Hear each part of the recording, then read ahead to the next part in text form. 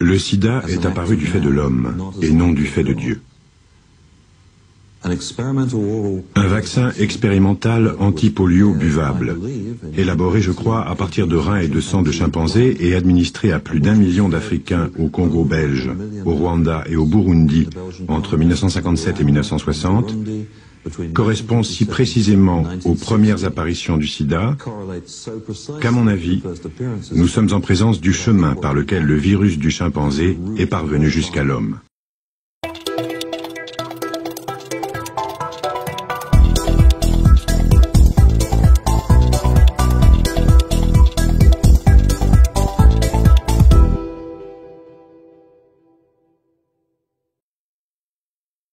L'ancêtre du VIH est aussi un virus de singe.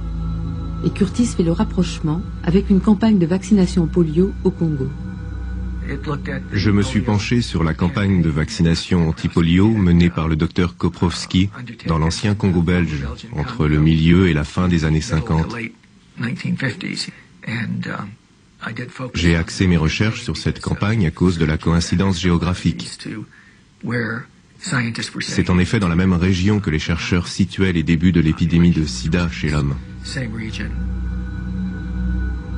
Et cette fameuse région d'Afrique est justement l'épicentre de l'épidémie du sida. La thèse de Curtis va secouer la communauté scientifique, car elle met en cause un des leurs, un chercheur de renom, pionnier de la lutte anti-polio, Hilary Koprovsky. Koprovsky, lui, choisit l'Afrique et un pays en pleine expansion, le Congo belge, longtemps propriété du roi Léopold et joyau de l'empire colonial. Avec ses mines de diamants et surtout d'uranium, le Congo fait partie d'accords commerciaux entre l'Amérique et la Belgique depuis la Deuxième Guerre mondiale.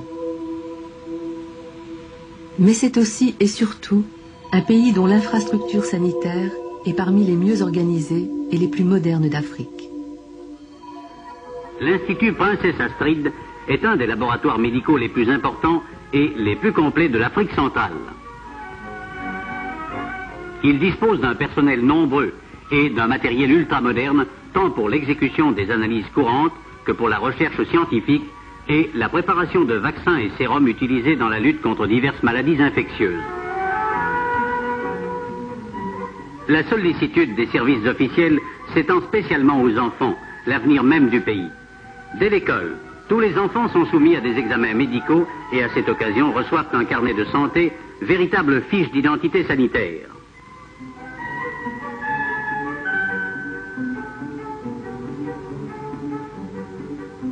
La traçabilité était donc parfaite et faisait de la population indigène un merveilleux outil d'expérimentation.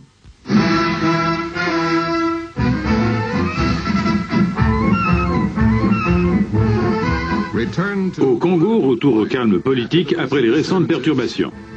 Léopoldville s'engage dans une lutte sans merci contre la paralysie infantile.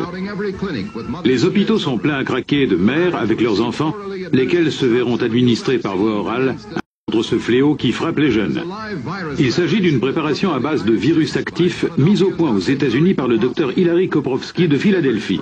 À la différence de notre célèbre vaccin Salk, celui-ci n'est pas injecté, et si l'on en juge d'après la facilité avec laquelle les enfants l'acceptent, ça doit être bon. Hilary Koprovsky est allé au Congo et il a pris des gens qui avaient fait l'objet d'abus et de mauvais traitements,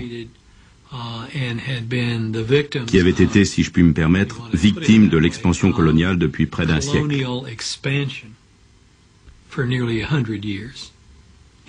Il s'est servi d'eux. Je ne crois pas que quiconque à l'époque se soit soucié de l'aspect éthique de la question. L'occasion se présentait, c'était légal, c'était autorisé par le gouvernement belge, ils y sont allés, ils ont fait leur boulot, un point c'est tout. Pas de quoi en faire toute une histoire.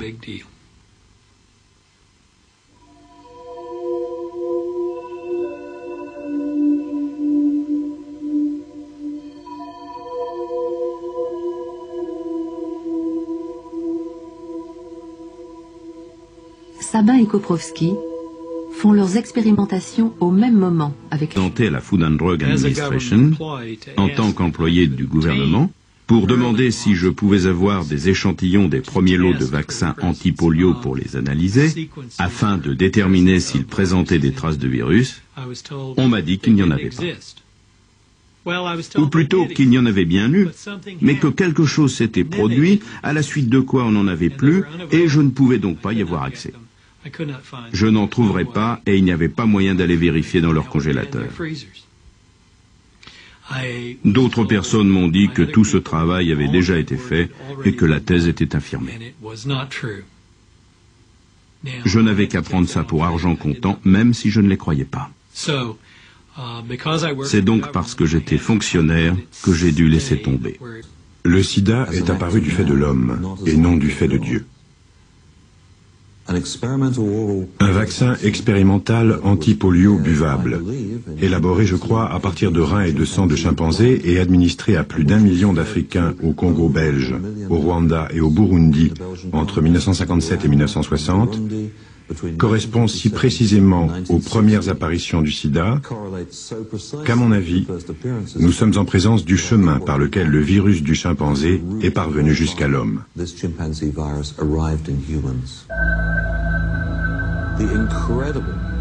On voit sur cette carte la remarquable corrélation entre les endroits où le vaccin Chat a été administré en Afrique centrale et les premières occurrences du VIH et du sida.